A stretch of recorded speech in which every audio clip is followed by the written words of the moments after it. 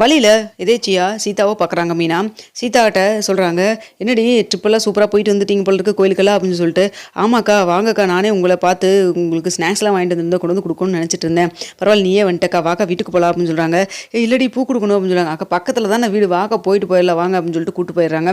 பேசிக்கிட்டு போகிறாங்க. அங்கே போகிறப்ப கரெக்டாக வந்துட்டு அருண் ஃபோனில் பேசிகிட்டு இருக்காரு. அப்போ கரெக்டாக வந்து ஸ்லிப்பர்லாம் கழட்டி விட்டுருக்கிறப்ப அருண் சொல்கிறாரு, இங்கே பாருங்க முத்து பொண்ணு எடுத்துருக்க வீட்டில் அதே வீட்டில் தான் நானும் எடுத்திருக்கேன். அதுக்காக வந்துட்டு சகலைங்கிறனால வந்துட்டு அவனுக்காக வந்து எதுவும் இல்லை கருணையெல்லாம் காமிச்சிருக்க முடியாது. ஏற்கனவே அவனுக்கு ஆகவே ஆகாது அப்படின்னு சொல்லிட்டு இருக்கிறாங்க. அப்போ என்னதாங்க சார் பண்ணுறதுன்னு சொல்லிட்டு அந்த பக்கம் இருந்து போலீஸ் கேட்குறாரு. இங்கே பாருங்க, அவர் ஃப்ரெண்டு அங்கேயே இருக்கட்டும், அங்கே இருக்கிற முத்து எப்போ வரானோ வந்து அதுக்கப்புறம் கூட்டிகிட்டு போட்டோம். எப்படி இருந்தாலும் வந்து அவன் குடிச்சிட்டு தான் வருவான், வந்தானா கேஸை போட்டு உள்ளே தள்ள வேண்டியதான் அப்படின்னு சொல்லி பேசிட்டு இருக்கிறாங்க. யாரை பற்றி என்ன ஏதுன்னு தெரியலையே முத்துன்னு சொல்லி இவர் பேசிட்டு இருக்காருன்னு சொல்லிட்டு மூஞ்சி ஒருத்தர் பார்த்து முறைச்சிக்கிறாங்க. அப்போ வந்துட்டு என்னடி உன் வீட்டுக்காரர் என்ன இப்படிலாம் பண்ணிட்டு இருக்காரு அப்படின்னு சொல்லி கேட்குறாங்க. அதாக்கா எனக்கு ஒன்றும் புரியல, மாமா பற்றி எதுக்கு இப்படிலாம் ஆட்டு பேசிட்டு இருக்கான்னு தெரியலையே. ஆனால் கல்யாணத்துக்கு அப்புறம் இவர் மாறிட்டான்னு நினச்சிட்டு இருந்தேன் அப்படின்னு சொல்கிறாங்க. ஆனால் ஒன்று மட்டும் சீதா, கல்யாணத்துக்கு அப்புறம் அவர் நல்லா மாறிட்டார் உங்கள் மாமா. ஆனால் இவர் உங்கள் மாமா சொன்ன மாதிரி மனசுக்குள்ளேயே வச்சுட்டு ஏதோ நயவஞ்சகந்தனம் பண்ணிட்டு இருக்க மாதிரி இருக்குதுடா அப்படின்னு சொல்கிறாங்க. இதை பார்த்துட்டு அக்கா வம்சம் இருங்கக்கா அப்படின்னு சொல்கிறாங்க. என்ன போய் கேட்க போறியா அப்படின்னு சொல்கிறாங்க. வேறு என்னக்கா பண்ண சொல்கிற அப்படின்னு சொல்லி கேட்குறாங்க. விடு, எங்களால் வந்து உங்களுக்குள்ளே சண்டை வேண்டாம் அப்படின்னு சொல்கிறாங்க. அக்கா என்னக்கா மாமா பற்றி இவ்வளோ தூரம் பேசிகிட்டு இருக்காங்க, என்ன பண்ண சொல்கிறீங்க நீங்கள்? அதுவும் செல்வம் அண்ணா நம்ம கல்யாணத்துக்காக எவ்வளோ தூரம் வந்து பண்ணிக்கிறாரு அப்படின்னு சொல்லிட்டு என்னங்க பண்ணுறீங்க அப்படின்னு சொல்லிட்டு போய் வேகமாக வந்துட்டு அருண்கிட்ட கேட்குறாங்க. என்ன சீதா இப்போ தான் வந்தியா அப்படின்னு சொல்லி கேட்குறாங்க. நான் வரதெல்லாம் இருக்கட்டும், யார்கிட்ட ஃபோனில் பேசிகிட்டு இருந்தீங்க அப்படின்னு சொல்லி கேட்குறாங்க. வேலை செய்கிறவர்கிட்ட தான் அப்படின்னு சொல்கிறாங்க. ஆமாம் முத்துன்னு சொல்லிட்டு மாமா பற்றி ஏதோ பேசிகிட்டு இருந்தீங்க அப்படின்னு சொல்லி கேட்குறாங்க. அதெல்லாம் ஒன்றும் இல்லையே அப்படின்னு சொல்கிறாங்க. இங்கே பாருங்க, நீங்கள் பேசுனதெல்லாம் நான் கேட்டுட்டேன், தேவையில்லாமல் மறைக்காதீங்க, உண்மையை சொல்லுங்கள், என்ன பண்ணீங்க, செல்வம் அண்ணாவை என்ன பண்ணீங்க அப்படின்னு சொல்லி கேட்குறாங்க. இங்கே பாரு, சும்மா வந்து செல்வம் வந்து ரோட்டில் வந்துட்டு என்னமோ ரொம்ப ஓவராக வந்து வாடா போடான்லாம் பேசினா, அது மட்டும் இல்லாமல் உரிமையை எடுத்துக்கிட்டாரு, தேவையில்லாமல் அவன் மச்சான்னு சொல்லிட்டு அரை கூட வந்திருந்தாரு, அவன் வந்து எனக்கு லஞ்சம் கொடுக்கலான்னு பார்த்தாரு அப்படின்னு சொல்கிறாங்க. என்னதான் நடந்தது அப்படின்னு சொல்லி கேட்குறப்போ அப்போ மீனா சொல்கிறாங்க, ஏங்க செல்வம் அண்ணன் எவ்வளோ தூரம் நல்லவர் தெரியுமா, உங்கள் கல்யாணத்துக்கெல்லாம் வந்து எவ்வளோ தூரம் முன்னாடி இருந்து பண்ணி கொடுத்தாரு, இப்போ வந்துட்டு அவர் இப்படி பேசுகிறீங்க நீங்கள் அப்படின்னு சொல்லி கேட்குறாங்க. இல்லைங்க அது இல்லைங்க, அங்கே என்ன நடந்தது தெரியுமா அப்படின்னு சொல்கிறாங்க. அப்போ வந்து சீதா சொல்கிறாங்க, ஏங்க அங்கே என்ன வேணால் நடந்திருக்கட்டும், அதை பற்றி நான் இப்போ உங்கள்கிட்ட கேள்வி கேட்க வரவே இல்லை.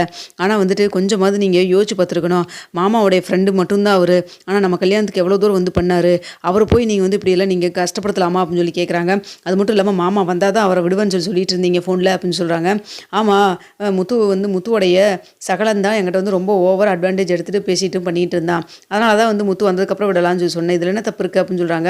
ஏங்க நான் தெரியாமல் தான் உங்கள்கிட்ட கேட்குறேன், நான் கல்யாணத்துக்கு முன்னாடி உங்களுக்கு அவருக்கு ஆகாமல் இருந்தது, அதுக்கப்புறம் வந்துட்டு கல்யாணமும் பண்ணி முடிச்சாச்சு, இப்போவும் இன்னும் வந்து மனசுக்குள்ளே வந்துட்டு அந்த பழைய இதெல்லாம் வச்சுட்டு நீங்கள் வந்து அவரை கஷ்டப்படுத்தணும்னு நினைக்கிறீங்க தானே அப்படிங்கிற மாதிரி மீனா ஸ்ட்ரெயிட்டாக கேட்குறாங்க. ஏங்க அப்படியெல்லாம் ஒன்றும் கிடையாதுங்க அப்படின்னு சொல்லி சொல்கிறாங்க. வேலை விஷயம்னு வந்தாலும் யாரும் பார்க்கவே மாட்டேன் அப்படின்னு சொல்கிறாங்க. இருக்கட்டுங்க, என்னதான் பிரச்சனையாக இருந்தாலும் நீங்கள் வந்துட்டு அவர் என்ன தப்பு பண்ணாரோ அதுக்கான ஃபைனை போட்டுவிட்டு நீங்கள் அமுச்சு விட்ருக்கணும், அதை விட்டுட்டு சம்மந்தமே இல்லாமல் இவர் எதுக்கு நீங்கள் வர சொல்கிறீங்க அப்படின்னு சொல்லி கேட்டுட்டு இருக்கிறாங்க. இங்கே பாருங்கள், வேலை விஷயத்தில் நான் என்ன வேலை பார்க்கணும், எப்படி வேலை பார்க்கணுங்கிறத நீங்களே யாரும் எனக்கு அட்வைஸ் பண்ணணும் அவசியம் கிடையாது அப்படின்னு சொல்கிறாங்க. எனக்கு நானும் பார்த்துட்டே இருக்கேன், அக்காவுக்கு முன்னாடி இப்படி மூஞ்சில் அடிச்ச மாதிரி பேசிகிட்டு இருக்கீங்க நீங்கள் அப்படின்னு சொல்கிறாங்க.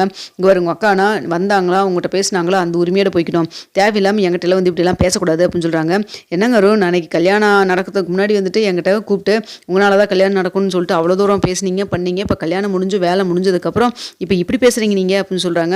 ஏங்க நீங்கள் கல்யாணம் முன்னாடி நின்று நடத்தி வச்சிங்க தான் இல்லைனால சொல்லலை, அதுக்காக வந்துட்டு உங்கள்கிட்ட எப்போவுமே நான் வந்துட்டு ஆமாங்க நீங்கள் பண்ணுறதெல்லாம் கரெக்டுங்கன்னு சொல்லிட்டு அப்படி கூல கும்பிடு போட்டுகிட்டே இருக்க முடியும்னு நினைக்கிறீங்களா நீங்கள் அப்படின்னு சொல்கிறாங்க. அப்படியெல்லாம் உங்களை யாரும் இங்கே கூல கும்பிடெல்லாம் போட்டுட்டு இருக்கவும் சொல்லலை, அப்படி யாரும் இங்கே எதிர்பார்க்கவும் கிடையாது, எங்களை பற்றி உங்களுக்கு என்னங்க தெரியும், தேவையில்லாமல் நீங்கள் பேசிட்டு இருக்கிறீங்க அப்படின்னு சொல்கிறாங்க. அப்போ வந்துட்டு சீதா சொல்கிறாங்க, அக்கா வேண்டாம் விடுங்கக்கா, அவர் ஏதோ நினப்பில் பேசிகிட்டு இருக்காரு, நீங்கள் விடுங்கக்கா அப்படின்னு சொல்கிறாங்க. என்னடி விடுங்கன்னு சொல்லிட்டு இருக்கிற நீ, அங்கே செல்வம் வந்து பாவம், செல்வம் அண்ணா வந்து ரொம்ப பாவம், அங்கே கஷ்டப்பட்டுட்டு இருக்கிறாரு, அது மட்டும் இல்லாமல் அவருக்கு உங்கள் மாமாக்கு இந்த விஷயம் தெரிஞ்சுதுன்னா தேவையில்லாமல் பிரச்சனையாகும், செல்வமும் அவரும் ரொம்ப க்ளோஸ் ஃப்ரெண்டு தெரியும்ல அப்படின்னு சொல்கிறாங்க. அப்போ வந்துட்டு சீதா சொல்கிறாங்க, க்ளோஸ் ஃப்ரெண்டுங்கிறதுனால தான்க்கா பழி வாங்கணுங்கிறக்காக இவர் இப்படிலாம் பண்ணிட்டு இருக்கிறாரு அப்படின்னு சொல்கிறாங்க. என்ன சீதா நீயும் உங்கள் அக்கா மாதிரியே பேசுகிற அப்படின்னு சொல்கிறாங்க. ஆமாம், நீங்கள் பண்ணதுக்கு வேறு என்னங்க சொல்ல சொல்கிறீங்க, இதே வந்துட்டு இந்த இடத்துல வேறு யாராவது இருந்திருந்தால் கண்டிப்பாக வந்து அப்படியே செல்வம் அண்ணன் இவ்வளோ தூரம் கஷ்டப்படுத்தி பார்க்க மாட்டாங்க, மாமா வரணும்னு சொல்லிட்டு எதிர்பார்க்கவும் மாட்டாங்க, நீங்கள் பண்ணுறது சுத்தமாக சரியில்லை அப்படின்னு சொல்லி பேசிட்டு இருக்கிறாங்க. சத்தம் கேட்டு கரெக்டாக வந்துட்டு உள்ளேருந்து வந்து அருணுடைய அம்மா வராங்க. என்னம்மா பிரச்சனை அப்படின்னு சொல்லி கேட்குறாங்க. நடந்த விஷயத்தையெல்லாம் சீதா சொல்கிறாங்க. ஏன்டா இப்படி பண்ணிட்டு இருக்கிற நீ, உனக்கும் முத்துவுக்கும் ஏற்கனவே பிரச்சனை இருக்குது, அது இல்லாமல் நீ வழி ஏன்டா எல்லா பிரச்சனையும் தூக்கி தோளில் போட்டு தெரியல, நீ அமைதியாகவே இருக்க மாட்டியா, ரெண்டு குடும்பமும் அமைதியாக சந்தோஷமாக இருக்கணுமா இல்லையா சொல்லு, இப்போ தான் சீதா வந்ததுக்கப்புறம் தான் வீடியோ கொஞ்சம் சந்தோஷமாக மகிழ்ச்சியாக இருக்குது, நீ அதை கொஞ்சம் கூட நிலைக்க விட மாட்டியாட்ட இருக்குது அப்படின்னு சொல்லிட்டு இருக்கிறாங்க. அப்போ வந்துட்டு மீனா சொல்கிறாங்க, அத்தை நீங்கள் கொஞ்சம் அவருக்கு நல்லா எடுத்து சொல்லுங்கள், தேவையில்லாமல் அவர்கிட்ட டார்ச்சர் பண்ணிட்டு இருக்காரு, அவர் ஃப்ரெண்டை கொஞ்சம் ரிலீஸ் பண்ணிவிட சொல்லுங்கள் அப்படின்னு சொல்லிட்டு இருக்கிறாங்க. செல்வம் அவர் நம்ம கல்யாணத்துக்கு எவ்வளோ தூரம் பண்ணார், கொஞ்சம் கூட நன்றி விசுவாசம் இல்லைடா உனக்கு, ஒழுங்கு மரியாதையாக ஃபோன் பண்ணி அவர் ரிலீஸ் பண்ணிட்டு சொல்லு அப்படின்னு சொல்கிறாங்க.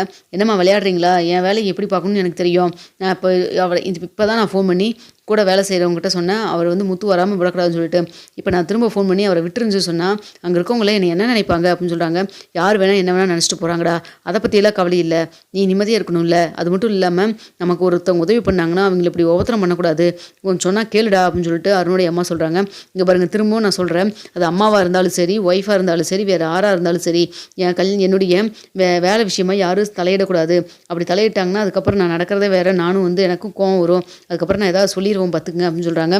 சீதா, இனிமேல் உங்கள் வீட்டுக்கு வர்றது இதே கடைசியாக இருக்கும், இனிமேல் நான் இந்த வீட்டு வாசப்படியே மிதிக்கவே மாட்டேன், வீடு தேடி வந்தவங்களுக்கு கொடுக்குற மரியாதை ரொம்ப நல்லா இருக்குது, அது மட்டும் இல்லாமல் அவரை மதிக்காத வீட்டுக்கு நான் எதுக்கு வரணும், அவருடைய ஃப்ரெண்டு அவ்வளோ தூரம் கஷ்டப்பட்டுருக்காரு, அவர் நான் போய் உங்கள் மாமாட்ட சொல்லி எப்படி வெளில எடுக்கணுமோ அவரை கூப்பிட்டு நான் வெளில வந்துக்கிறேன், அவர் நீ பாரு உன் வேலையை, நீ ஆனால் வந்து இனிமேல் எதுக்காகவும் என்னை இங்கே கூப்பிடாத அப்படின்னு சொல்லிட்டு ரொம்ப மீனா ரொம்ப கோவமாக கிளம்பிடுறாங்க. மீனா வீட்டுக்கு போய் நடந்த விஷயத்தெல்லாம் சொல்லிட்டு இருக்கிறாங்க. அப்போ முத்து சொல்கிறாங்க, எனக்கு தெரியும் அவன் மனசுக்குள்ளே வச்சு அறுப்பான்னு சொல்லிட்டு தான் ஏற்கனவே ஒரு கான்ஸ்டபிள் சொல்லியிருந்தான்னு நான் சொன்னேன்ல, அது எனக்கு தெரியும், சரி பரவாயில்ல விடு, செல்வம் தானே, நம்ம செல்வம் தானே, தப்பாலாம் நினச்சிக்க மாட்டேன், நான் போய் என்ன பேசுகிறோமோ பேசி செல்வத்தை வெளில எடுத்து கூட்டு வரேன் அப்படின்னு சொல்லிட்டு இருக்கிறாங்க. இது எல்லாத்தையும் கரெக்டாக வந்து ரோஹினியும் கேட்டுக்கிறாங்க. ரோஹினி யோசிக்கிறாங்க, அப்போ சீதாவுடைய வீட்டுக்காரர் போலீஸாக இருக்கிற அவருக்கும் முன்னாடிதே ஆகாது, கல்யாணத்துக்கு அப்புறம் சரியாக இருக்கும்னு நினச்சா இன்னும் அப்படியே தான் இருக்கும் போல இருக்குது, நம்ம இந்த முத்துவை பழி வாங்கணும் அப்படின்னா இந்த சீதா வீட்டுக்காரர்கிட்ட ஏதாவது நம்ம போட்டு கொடுத்தா ஏதாவது நமக்கும் ஒரு நல்லது நடக்கும் இல்லை அப்படின்னு சொல்லி யோசிக்கிறாங்க. ஏன்னா அவரும் வந்து இவரை பழி வாங்குற எண்ணத்தில் தான் இருப்பார் போல இருக்குது. மீனா சொல்கிறதெல்லாம் வச்சு பார்க்குறப்ப அப்படி தான் இருக்குது அப்படிங்கிற மாதிரி யோசிச்சு நின்றுட்டுருக்காங்க. அப்போ கரெக்டாக மனோஜ் வராங்க. என்ன ரோகிணி ஏதோ கேட்டுட்ருக்குற அப்படின்னு சொல்லி கேட்குறாங்க. இல்லைங்க, அதான் சீதாவுக்கு இப்போ வந்து கல்யாணம் பண்ணி வச்சாங்கல்ல போலீஸ்கார மாப்பிள்ளைன்னு சொல்லிட்டு, அவருக்கும் முத்துவுக்கும் ஆகாது போல இருக்குது அப்படின்னு சொல்கிறாங்க. அதான் தெரிஞ்ச விஷயமாச்சே அப்படின்னு சொல்கிறாங்க. இல்லைங்க, கல்யாணத்துக்கு அப்புறம் அவங்களாம் ஒன்று சேர்ந்துருப்பாங்கன்னு நான் நினச்சேன், ஆனால் அதுக்கப்புறம் அப்படி தான் இருப்பாங்க போல இருக்குது அப்படின்னு சொல்கிறாங்க. இவன் யாருக்கிட்ட தான் இது பண்ணுறான், எல்லாத்திட்டையும் அடித்தடி சண்டைன்னு போவான், யார் தான் ஓகேன்னு சொல்லி மதிப்பாங்க, விடு இதெல்லாம் ஒரு விஷயமா அப்படின்னு சொல்லிட்டு இருக்கிறாங்க. அப்போ வந்துட்டு ரோகிணி யோசிக்கிறாங்க, ஆமாம் விஷயந்தான், இது எனக்கு சாதகமாக இருக்கும்ல அப்படின்னு சொல்லி யோசிச்சுட்டு இருக்கிறாங்க. அதே போல் அடுத்த நாள் வந்துட்டு ரோட்டில் நடந்து போகிறப்போ கரெக்டாக வந்துட்டு சீதாவுடைய வீட்டுக்காரர் அருணை பார்க்குறாங்க. அருணை பார்த்தோன்னே, ஏங்க நல்லா இருக்கீங்களா அப்படின்னு சொல்லி சொல்கிறாங்க. நீங்கள் முத்து வீட்டில் அப்படின்னு சொல்லிட்டு, ஆமாங்க மனோஜோடைய ஒய்ஃப் தாங்க சொல்லிட்டு இருக்கிறாங்க. ஏங்க உங்களுக்கு ஏதாவது ஹெல்ப் வேணா கேளுங்க, நான் பண்ணுறேன் அப்படின்னு சொல்கிறாங்க. என்னங்க முத்து வீட்டில் முத்து சம்மந்தப்பட்டவங்க யாராக இருந்தாலும் கொஞ்சம் ஒரு மாதிரி தான் பேசுவீங்களோ அப்படின்னு சொல்கிறாங்க. ஏங்க அப்படி சொல்கிறீங்க அப்படின்னு சொல்லி கேட்குறாங்க. இல்லை திருதுப்புன்னு வந்துட்டு உங்களுக்கு ஏதாவது ஹெல்ப்னா கேளுங்கன்னு சொல்லி கேட்குறீங்களே, எனக்கு ஒன்றுமே புரியல அப்படின்னு சொல்கிறாங்க. இல்லைங்க, உங்களுக்கும் முத்துவுக்கு ஆகாது, அதே போல் தான் எனக்கும் முத்துவுக்கும் ஆகவே ஆகாது, உங்கள் வெளியில் இருக்கிற பிரச்சனையே உங்களுக்கு கொடுக்குறான், வீட்டுக்குள்ளேயே இருந்துட்டு எனக்கு பிரச்சனை கொடுப்பான், அதனால தான் அப்படின்னு சொல்லி சொல்கிறாங்க. மொத்தத்தில் 2 பேத்துக்குமே முத்துங்கிற ஆகாது, அதனால தான் உங்களுக்கு ஏதாவது ஹெல்ப் வேணுன்னா கேட்டிங்கன்னா செஞ்சு கொடுக்கலான்னு பார்த்தேன் அப்படின்னு சொல்கிறாங்க. இல்லை சிஸ்டர், அப்படிலாம் ஒன்றும் தேவையில்லை, போதிக்கலாம், நீங்கள் கிளம்புங்க அப்படின்னு சொல்கிறாங்க. இதை பார்த்துட்டு அருண் என்ன இப்படிலாம் இருக்காங்கன்னு சொல்லிட்டு யோசிக்கிறாங்க.